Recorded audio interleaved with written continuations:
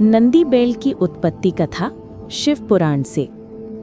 प्राचीन समय में शिलाद नामक एक ऋषि थे। वे बड़े ही तपस्वी और भक्ति भाव से युक्त थे।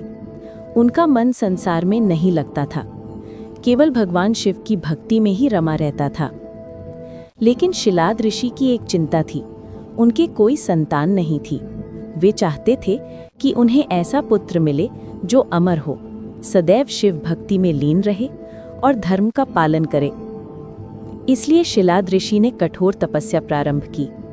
कई वर्षों तक कठोर व्रत और ध्यान के बाद भगवान शिव उनकी भक्ति से प्रसन्न हुए। भगवान शिव उनके सामने प्रकट होकर बोले, ऋषिवर, मैं तुम्हारी तपस्या से प्रसन्न हूँ। तुम्हें ऐसा पुत्र मिलेगा जो सदैव मेरा अनन्य भक्त होगा। कुछ समय बाद शिलाद ऋषि ने खेत से हल चलाते समय एक दिव्य बालक को पाया।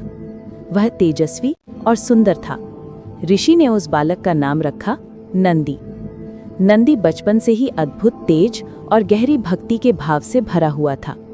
वह सदा महादेव का नाम जपता रहता था। बड़े होने पर उसने शिव की घोर आराधना की।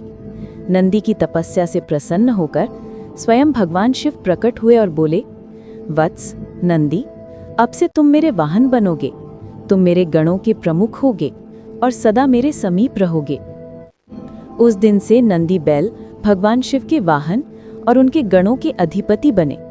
आज भी सभी शिवालयों में आप शिवलिंग के सामने नंदी को विराजमान देखते हैं। कथा का संदेश।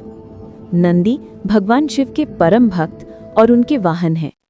जब भी कोई शिवलिंग के दर्शन करता है तो पहले नंदी के कान में अपनी मनोकामना कहता है। ये विश्वास है कि नंदी भक्तों की प्रार्थना सीधे भगवान शिव तक पहुंचाते हैं।